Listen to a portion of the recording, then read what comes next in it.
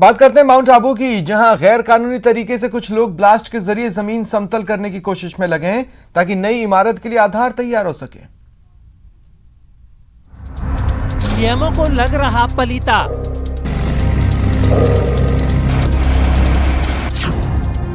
आबू में धमाके पर धमाका।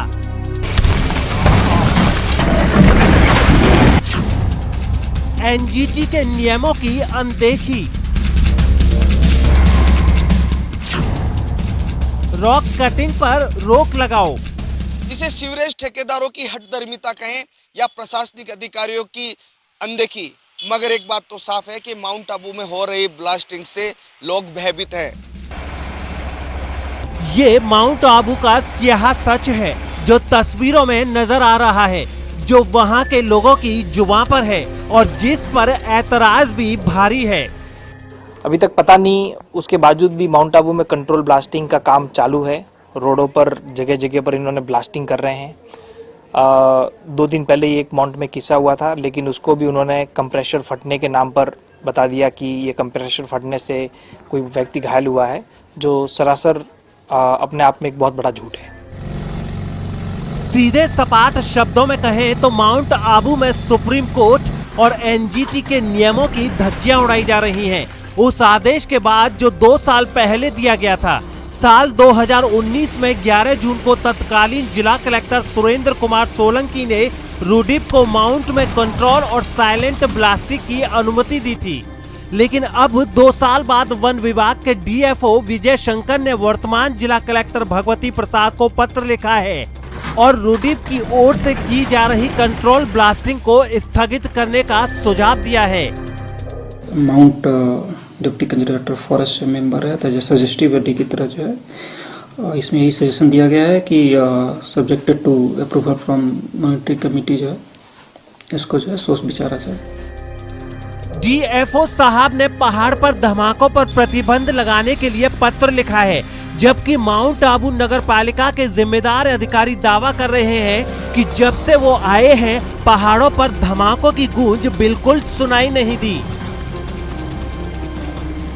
ब्लास्टिंग 1 महीने में मेरे से ध्यान में नहीं आया है, फिर भी अगर ध्यान में भविष्य में आएगा तो हम इसकी अधिसूचना 2009 और एनजीटी की पूर्ण पालना सुनिश्चित करते हुए नियम अनुसार आगामी कार्रवाई हेतु उच्च अधिकारियों को अवगत करवाएंगे।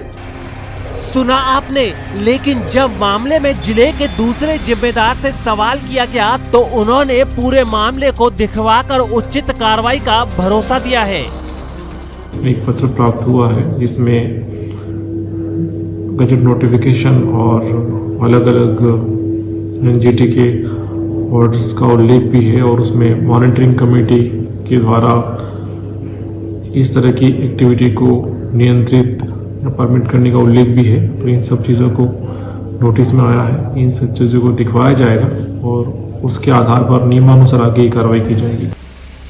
ऐसे में तमाम सवाल हैं जो पहाड़ों में हो रहे धमाकों पर उठ रहे हैं। ये क्षेत्र न्यायिक और सरकारी आदेशों में इको सेंसिटिव जोन है। यहाँ बिना स्वीकृति के ईंट लगाना भी वर्जित है। प्रशासन और वन विभाग के आदेश में अंतर क्यों है? प्रशासनिक मौन स्वीकृति अवमानना की श्रेणी में तो नहीं आता।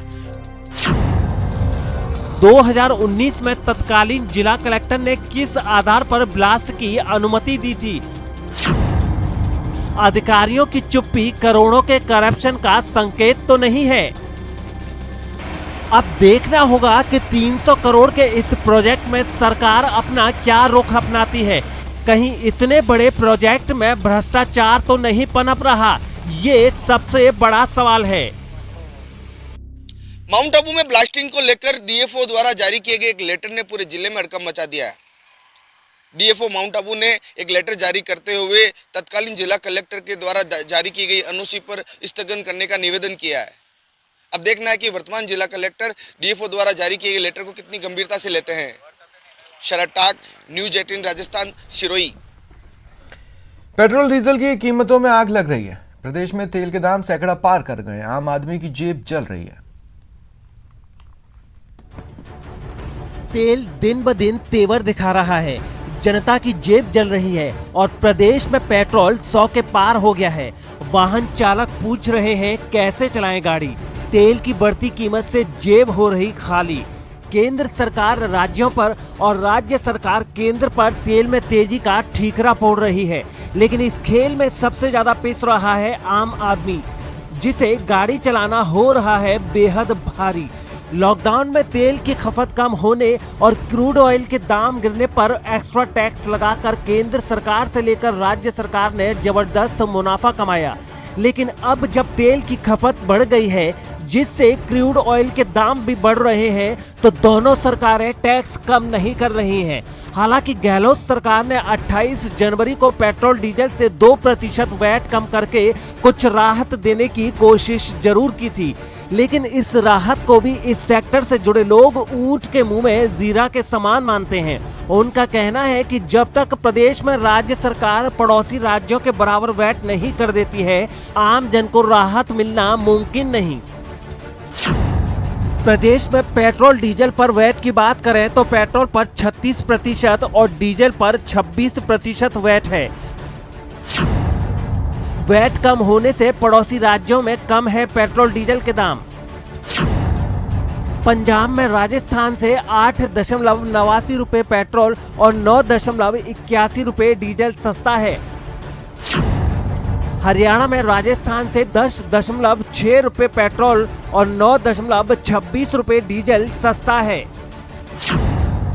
दिल्ली में राजस्थान से 6.45 रुपए पेट्रोल और 8.34 रुपए डीजल सस्ता है।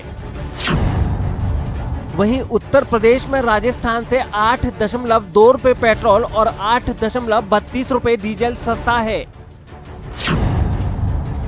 गुजरात में राजस्थान से 8.30 रुपए पेट्रोल और 8.41 रुपए डीजल सस्ता है।